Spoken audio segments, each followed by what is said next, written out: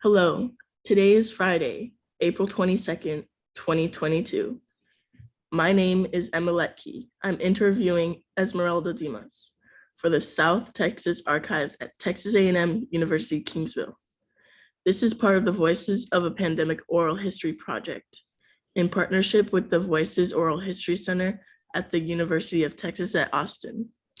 Please know, Ms. Dimas, that this recorded interview will be placed in the South Texas Archives at Texas A&M University, Kingsville, and shared with the Voices Oral History Center at the University of Texas at Austin. If there is anything you do not wish to answer or talk about, especially given that your recording may appear online, sorry, I will honor your wishes. Also, if there is something you want to talk about, please bring it up and we'll talk about it. Because we are not conducting this interview in person, I need to record you consenting. So I'll ask you a series of 6 questions. Please say, yes, I agree, or no, I do not agree after each one. There are 4 questions we need to make sure you agree to before we go on. South Texas Archives at Texas A&M University, Kingsville wishes to archive your interview along with any other photographs and other documentation at the South Texas Archives at Texas A&M University, Kingsville. We will retain copyright of the interview and any other materials you donate to the South Texas Archives at Texas A&M University, Kingsville. I apologize.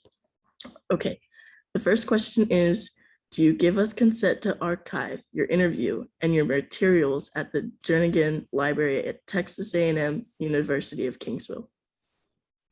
Yes. Do you grant South Texas Archives at the Jennigan Library at Texas A&M University of Kingsville copyright over the interview and any material you provide? Yes. Do you agree to allow South Texas Archives at the Jennigan Library at Texas A&M University of Kingsville to post this interview on the internet where it may be viewed by people around the world? Yes. Do you grant South Texas Archives at the Jennigan Library at Texas A&M University at Kingsville consent to share your interview and your materials with the Voices Oral History Center at the University of Texas at Austin for inclusion in the Voices of a Pandemic Oral History Project, which will include posting the interview on the internet? Yes. Okay. We have many questions in a pre-interview form that we have already filled out. We use that information from the pre-interview form to help in research. The entire form is kept in a secure Voices server at the University of Texas at Austin. The final storing of the pre-interview form will be at the Texas Archive, the South Texas Archives at the Jennigan Library at Texas A&M University, Kingsville. We will have stripped out any contact information for yourself or family members, so that will not be part of your public file. Your public file will only be accessible at the Jennigan Library. Do you wish for us to share the rest of your interview in your public file available to researchers at the South Texas Archives at the Jennigan Library at Texas A&M University, Kingsville?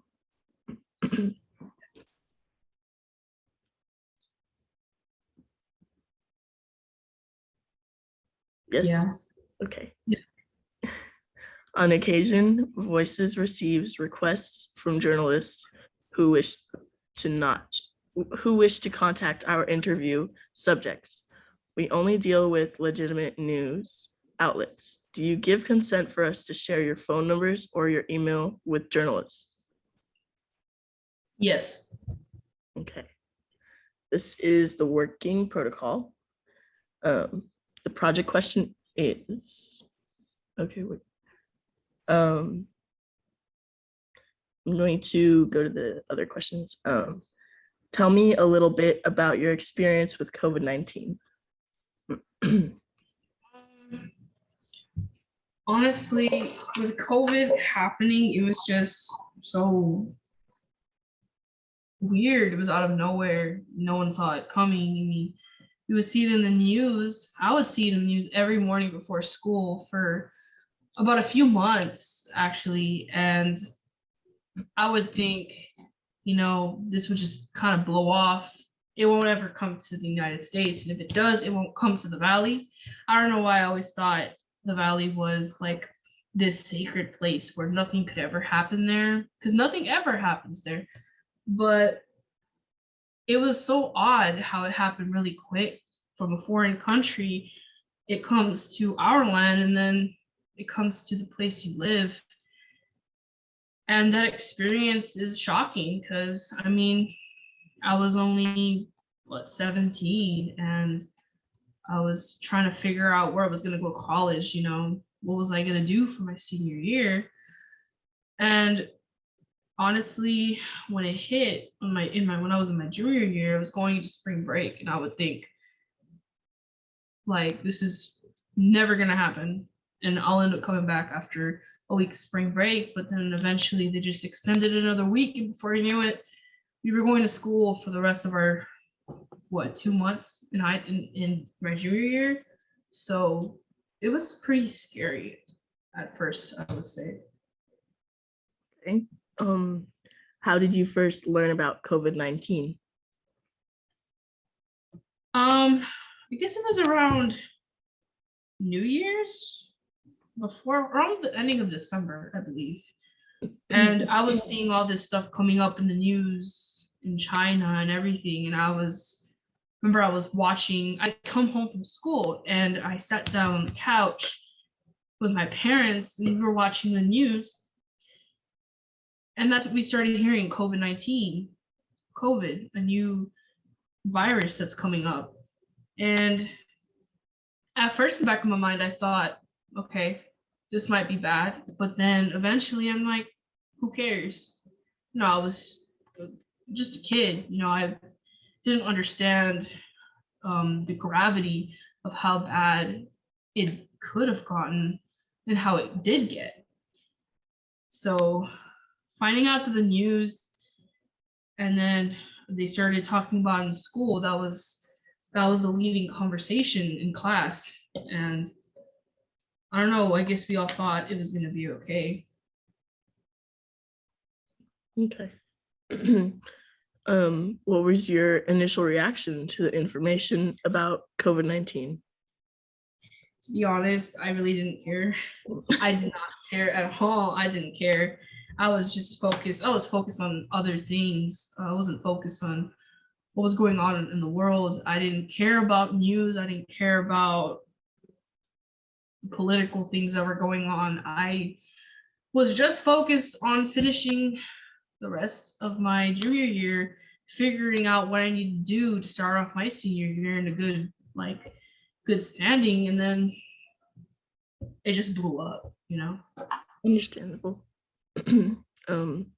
At what point and how did you realize this was serious, or do you not think it's serious? I realized it was really serious when it was the most leading topic in the news. There wasn't 1 second, there wasn't 1 minute you would go without hearing, oh, COVID-19 is killing this many people in China. We're afraid that it's going to come to the US. And I realized it was so bad when it hit New York. And everything just went downhill from there. And you saw many people dying. You saw bodies being burned. Sometimes you see them being thrown in trucks trying to get them to be buried or something. And there was no way that family members could go in and see their loved ones in the hospital. There was not many ventilator machines. There was not many hospital rooms.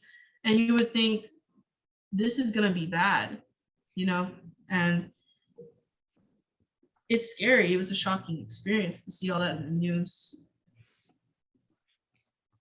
Okay. And how has COVID-19 impacted you? Well, for me, other than the fact that I had to change from in-person to virtual, I did have my experience with COVID, of course. It has hit close to home. I believe it was my grandma and my aunt that had got sick with COVID first. My aunt got sick the worst. And it in that moment you would realize like, wow, this is really happening and this is really bad, because you would see these people dying on the news, and then you look at your family member that has COVID and you're like, you're scared because you can't do anything. There's nothing you can do.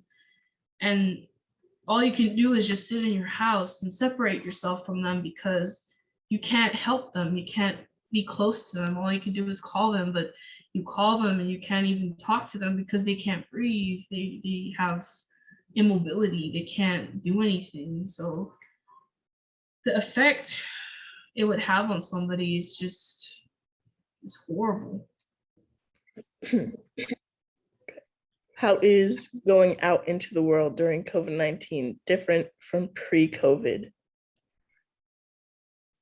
So before COVID, you were able to go out with your friends, you do after school activities, you would go to school, you would sit in the classroom, you would just experience all of that. And it was a normal day-to-day thing for us, and everything was normal. You would consider that normal. And then when COVID hit, it's like almost as if humanity was stripped away from us. There was nothing we can do. There was nowhere we can go. Going to stores is, life is in your hands. That's how bad it is. I would have never thought going to HEB could kill me, honestly. So, I mean, it's different. It's a very big difference. You can't do anything. You weren't able to do anything anymore. And you were able to experience sitting in a classroom. You weren't able to experience going on a school bus, coming back from school, going to school, or any after school activities you were in. You weren't able to experience that anymore. And it's very scary. Yes. How how has COVID-19 changed the way you, your family, or your community receive education? Immediately when COVID hit the valley, my school, honestly, they didn't do such a great job. They were still insisting that we return. And eventually, not until people started dying closer is when my school finally shut it down and was like, okay, we're going virtual, everything's gonna change. So I remember sitting through my first virtual class and I'm just like, this can't be the life I'm gonna live for the rest of my life. I hope not. Because I wanted to go out there, I had so many plans and all the plans just stopped. And it was scary. It was terrifying because I didn't want to live a life behind a computer all day. Because as much as I would wish that I didn't have to go to school or I wanted to skip school, now I would wish I wanted to go to school at that point. So it was crazy. What challenges do you face when you moved to an online model of education?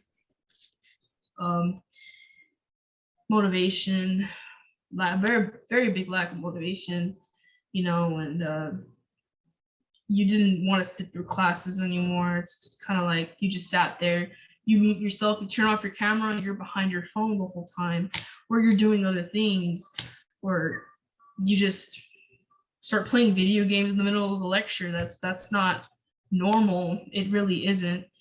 And it's a different experience. I don't wish that experience on anybody because you're forced to do this stuff. You have no choice.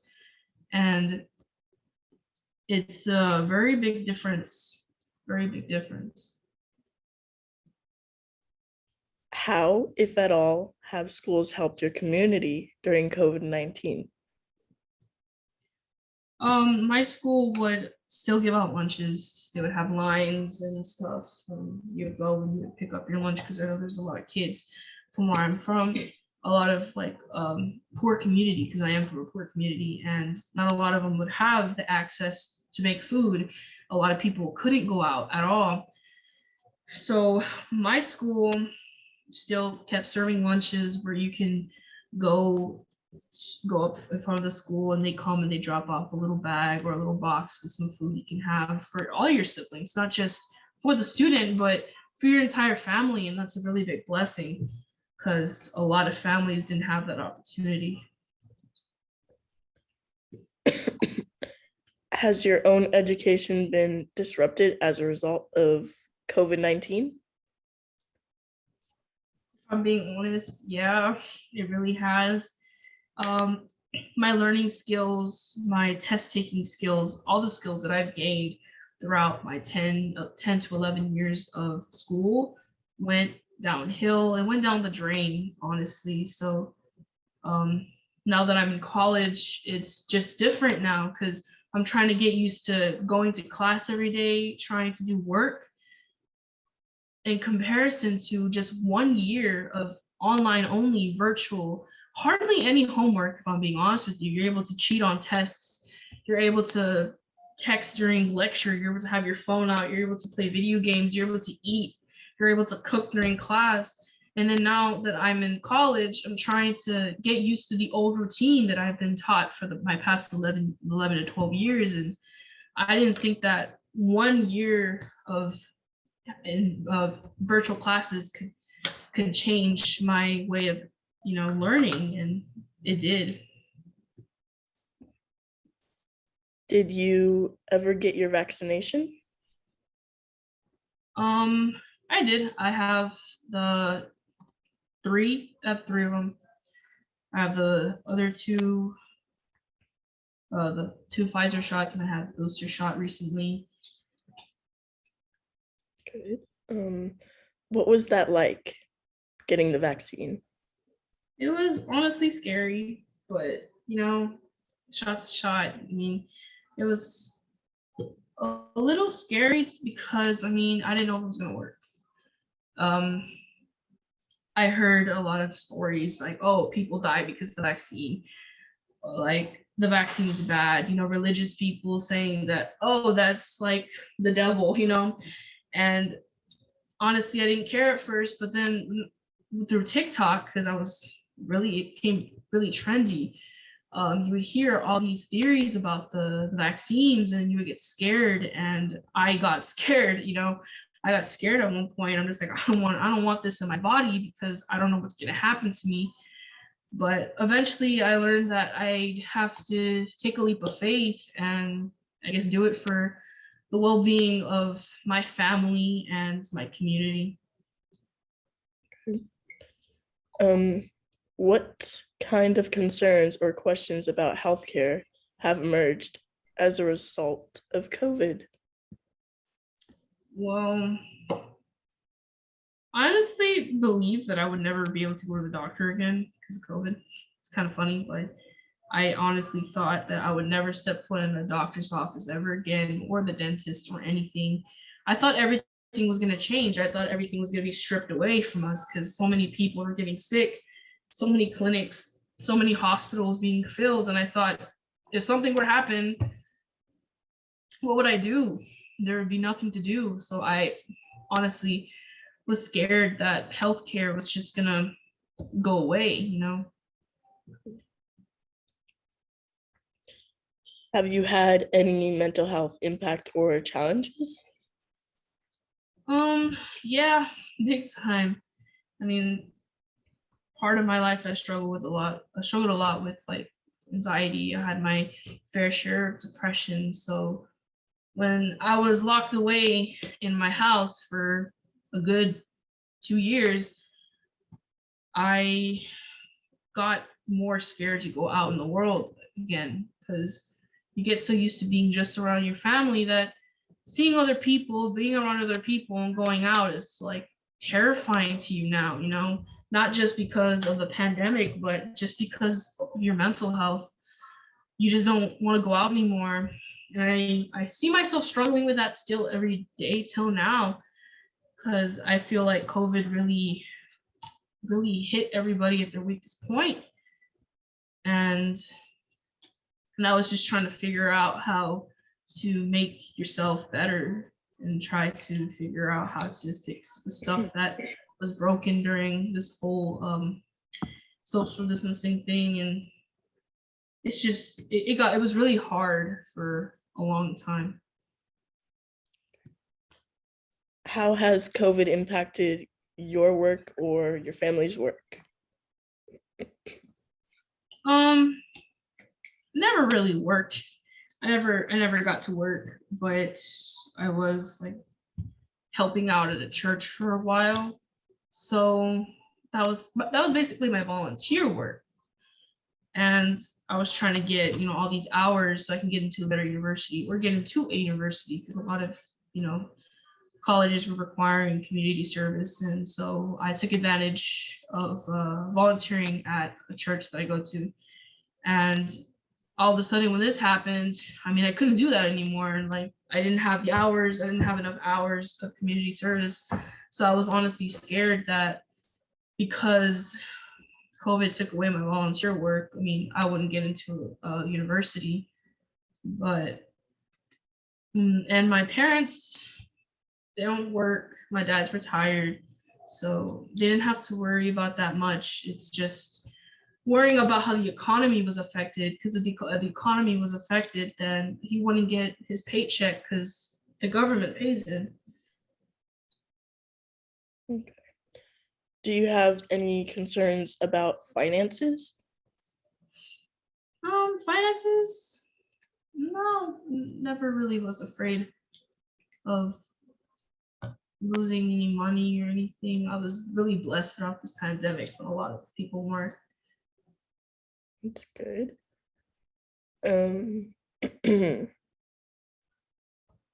How, if at all, has the current social movements in conjunction with COVID-19 impacted your daily life?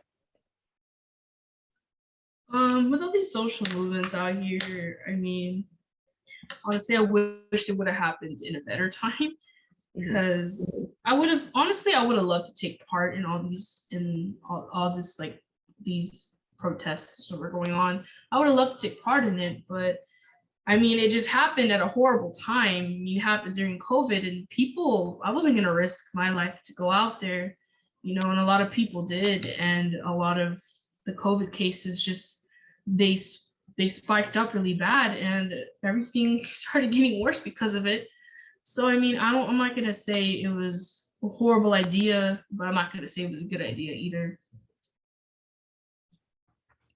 What were your perspectives on going out? My perspective was, don't go out. Just don't go out.